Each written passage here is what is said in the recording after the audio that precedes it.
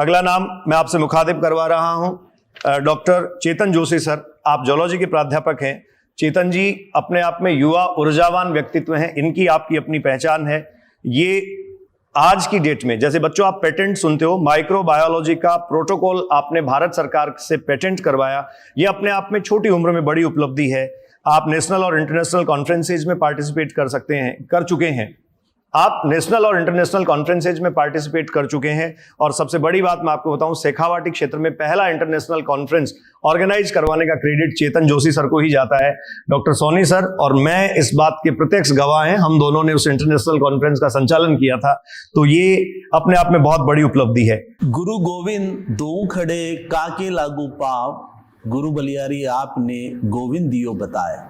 मैं मेरी प्रथम गुरु, मैं मेरी माँ को प्रणाम करता हूँ। अभी हम लोग थोड़ी देर पहले जो चर्चा कर रहे थे स्ट्रेस के ऊपर, मैं प्रोफेसर मही भटनागर साहब की लैब में काम कर रहा था। न्यूरो साइंस के ऊपर हम लोग काम किया करते थे। तो उस समय मेरे पास में नोकिया 1100 मोबाइल था। तो ऐसे ही खुरापात दिमाग में चलती रहती थी कि भाई कोई मोबाइल का भी कोई प्रभाव पड़ता है क्या। तो मोबाइल से जो निकलने वाली इलेक्ट्रोमैग्नेटिक जो रेडिएशंस थी, उनका इफेक्ट चेक करने के लिए हम लोग क्या करते थे कि माइस, जो एल्बिनो स्विस माइस होते थे, उनके पास में मोबाइल को रख दिया करते थे और उनको बार बार में स्ट्रेस दिया करते थे। स्ट्रेस देने के बाद में फिर हमने ऐसे ही अनऑफिशियली, जैसे 21 डेज बाद में हमने क्या नाम है उसका ब्रेन निकाल कर और उसकी स्टडी की। तो हिप्पोकैम्पल जो रीजन, जो कि हमारा मेमोरी का सेंटर है, उसके अंदर हम लोगों ने देखा कि मास लेवल के ऊपर जो न्यूरॉन का डिजनरेशन देखने को मिला। तो सर के साथ डिस्कस किया, तो सर ने, हमें नहीं पता था उस समय, हम एज ए स्टूडेंट एक शौकिया तरीके से हमने एक्सपेरिमेंट कर लिया। हालांकि हमारे से पहले इसके ऊपर काम हो चुका था, हमें उस चीज का नॉलेज नहीं था। तो मैंने सर के सामने जाकर रखा, मैंने कहा सर ऐसा ऐसा देखने को मिल रहा है इसमें। तो उन्होंने कहा कि ये काम बेटा हो चुका, लेकिन ये बहुत अच्छा आइडिया है कि तुम्हारे दिमाग में आइडिया आया कि भाई इसका क्या इफेक्ट पड़ता है इसके ऊपर। आज वर्तमान परिस्थिति में हमारे जो स्टूडेंट आ रहे हैं, मैं सीकर और कोटा दोनों के रेफरेंसेस में बात करना चाहूंगा कि शेखावाटी अंचल में सीकर में जो बच्चा आता है, उसके साथ में, बच्चे के साथ में कहीं ना कहीं उनके पेरेंट्स यहाँ पर कंटिन्यूअसली उनके साथ में एक फ्रेंडली अटैच रहते हैं और वो बच्चे को मोटिवेट करते रहते हैं। जैसे अभी बुडानिया सर कह रहे थे कि इसमें मदर का बहुत बड़ा रोल है, क्योंकि मेरे जीवन में भी मदर का बहुत बड़ा रोल रहा है। अनपढ़ थी, सुबह 4 बजे उठा दिया करती थी, नहीं उठते थे तो पानी डालना या छड़ी से पिटाई कर देना, तो उठते थे, पढ़ने लग जाते थे। अनडायरेक्शनली पढ़ाई करते थे, पता नहीं था कि लाइफ में करना क्या है। हमारे पास में कोई मोटो नहीं था, बस सुनते थे कि ऐसा ऐसा करना है। तो मदर के साथ में जैसे जो अटैचमेंट बच्चों का यहाँ पर रहता है, वो बच्चों को एक स्ट्रेस फ्री एनवायरनमेंट की तरफ उनको लेकर जाता है। ये बात सही है कि आज जो बच्चा है उसके साथ सबसे बड़ी प्रॉब्लम आई है मोबाइल के कारण। वो इस बात पे खास ध्यान देना चाहिए।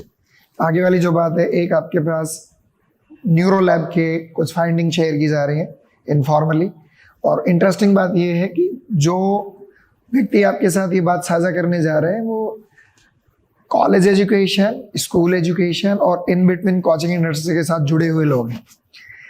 हर तरह के विद्यार्थियों की जो लर्निंग बिहेवियर है उसको भी वो जानते हैं और उन पर आने वाले प्रेशर को सफलता में कैसे बदला जाता है, इस बात को हम आपके साथ साझा करना चाहते हैं। हाँ चेतन सर, क्या है कि मोबाइल पर आज बच्चा अपना मैक्सिमम टाइम कंज्यूम कर रहा है। जैसे फॉर एग्जांपल के लिए भाई कोचिंग इंस्टीट्यूट ने अपना एक टेस्ट अनाउंस किया कि भाई आपका टेस्ट होना है।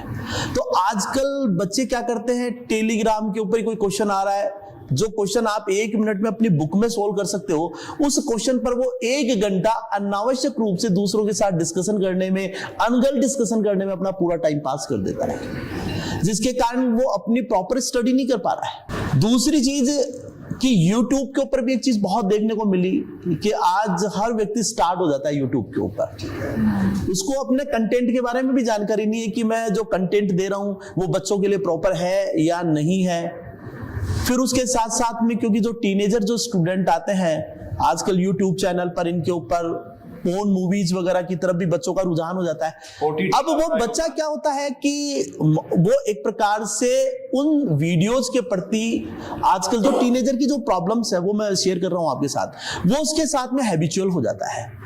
अब यहां पर आवश्यकता पड़ती है पेरेंट्स की कि वो अपने बच्चे को प्रॉपर तरीके से इन चीजों से दूर रखे, उसकी प्रॉपर वॉच करता भी रहे। अब कोटा में ये सबसे बड़ी समस्या आती है कि पेरेंट्स तो बच्चे के साथ रहते नहीं, बच्चे को छोड़ दिया। अब वो जो बच्चा 16-17 साल का होता है, उसको जिस समय हमारी बॉडी के अंदर सेक्स हार्मोन्स का सिक्रेशन प्रारंभ होता है, उस समय उस बच्चे का अट्रैक्शन, क्योंकि वो जो हार्मोन्स आते हैं वो बॉडी में उसको स्ट्रगल करने का भी वो देते हैं, उसको क्या नाम है लड़ने की कैपेसिटी भी देते हैं, उसको ये भी सिखाते हैं कि आप ईमानदार भी बन सकते हो। ये सारे हार्मोनिक रोल्स उस समय देखने को मिलते हैं। लेकिन सबसे बड़ी मेजर प्रॉब्लम क्या होती है कि वो बच्चा अकेला रह गया और वो बच्चा बस उसी के साथ में खोया रहता है। उसकी सराउंडिंग जो है वो सारा का सारा, उसका पूरा का पूरा फ्रेंड सर्किल वो मोबाइल के ऊपर ही चलता रहता है। पहले क्या होता था कि हम जॉइंट फैमिली के अंदर रहते थे, तो जॉइंट फैमिली के अंदर रहते थे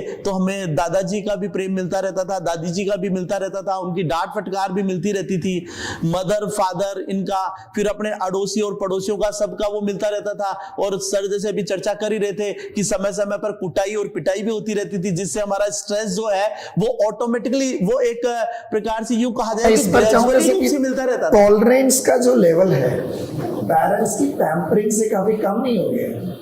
हाँ, टॉलरेंस कम हुआ है, निश्चित तौर पर टॉलरेट कर ही नहीं पा रहा। दूसरा, अभी सोसाइटी में जो मैंने यहाँ पर ऑब्जर्व किया है वो बहुत सबसे इंपॉर्टेंट चीज है, और वो पेरेंट्स को भी बहुत सोचने के ऊपर मजबूर कर रही है ये चीजें कि आज हमारे यहाँ पर जैसे भाई हम लोग जैसे आरपीएससी में या क्या नाम है केवीएस की इनकी बच्चे जो तैयारियां करते हैं उन बच्चों को भी पढ़ाते हैं।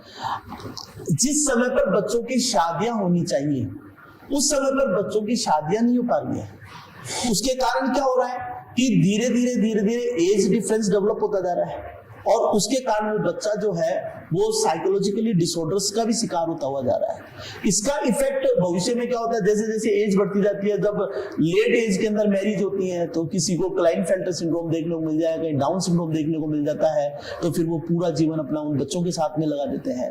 तो हम लोगों को, सोसाइटी को भी ये सोचने की आवश्यकता है कि हो सकता है कि हमारा जो बच्चा है, जो हमारा स्टूडेंट, जैसे भी सर भी बता रहे थे कि भाई इतने डाइवर्सिटी है, इतने फील्ड हैं। जैसे मैंने खुद ने आपकी जब सुबह पिटाई हुआ करती थी जब आप नहीं उठते थे, उसका असर, और आपके बेटे में यदि मैं तुलना करूं उस समय के चेतन की और नए चेतन की यदि मैं तुलना करूं, तो आज के वो जो छड़ी की मार खा के उठने वाला चेतन जोशी आज अपने बेटे को कैसे पाल रहा है, पोष रहा है।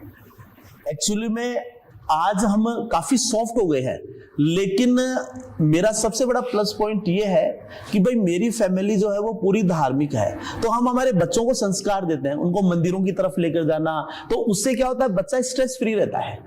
और मैं हमेशा बेटे को ये की बात कहता हूं कि अपना कहीं सिलेक्शन हो या नहीं हो ये इंपॉर्टेंट नहीं है, इंपॉर्टेंट ये है कि हमारे को नॉलेज होना चाहिए, और यदि आज आपके पास में नॉलेज है तो आपकी वैल्यू है आज। और हमारी सोसाइटी में भी आज अगर हम लोग बात करें कि दो तरह का एम्प्लॉयमेंट देखने को मिल रहा है, एक तो स्किल्ड और एक नॉन स्किल्ड है।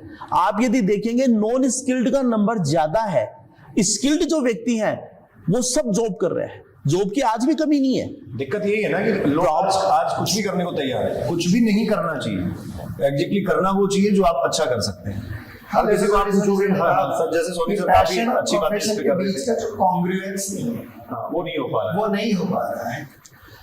तो मैं तो अभिभावकों से और बच्चों से सिर्फ इतना सा अनुविनय करूंगा कि आप लेकिन बीच में अपनी बात कर रहे हैं, खुद की जिम्मेदारी वाली बात कर रहे हैं। हाँ, मैं वही आज का चेतन जोशी अपने नए चेतन के साथ में परवरिश को कैसे देखता है? मैंने बताया ना कि भाई मैं अभी जैसे थोड़ी देर पहले योगेंद्र जी सर बता रहे थे कि सनातन धर्म की बात कर रहे थे।